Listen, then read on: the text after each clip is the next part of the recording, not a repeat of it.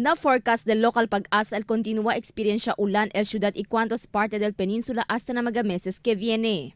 Por eso, el Departamento de Salud alerta ya con el público acerca mga enfermedad rampante durante el tiempo ulan. Na entrevista con el Medical Officer 3 del DOH-9, Dr. Lucky Rachela Lego, uno na mga enfermedad abisya el departamento akal mga waterborne diseases.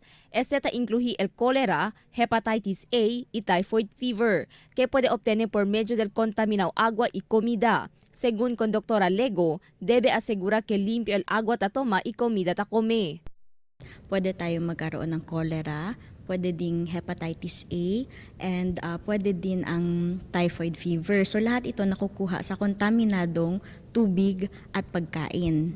So yun yung under sa waterborne. So sa waterborne diseases, ang maiging gawin dito ay syempre sanitation, maghugas ng kamay para hindi tayo makontamina, yung maayos na paghugas ng kamay, pagluto ng pagkain ng maayos, pag-boil, pagpakulo ng tubig for at least 5 minutes para mamatay yung bacteria. So basically, sa waterborne diseases, hygiene talaga ang prevention nito. Fuera con este ratio también el mga enfermedad lleva el se llama influenza virus. Este ta incluye el sipon, tos, dolor de cabeza, dolor del cuerpo y otros pa.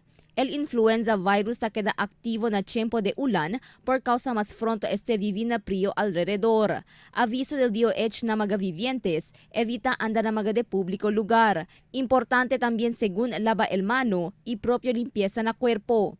Además, durante el tiempo de ulan, hindi también ta perde el caso de leptospirosis. Ito yung nakukuha natin sa kontaminadong tubig na galing sa ating mga rodents, ang mga daga. Pwedeng umihi sila or dumumi sila sa tubig na yon. So kung nakontamina yun ng bacteria, pwedeng pumasok yung bacteria sa broken skin, lalo na kung nag-wade tayo sa baha or naglalakad sa baha. So another point of entries nito yung mata, ilong at bibig. So doon nakukuha ang leptospirosis.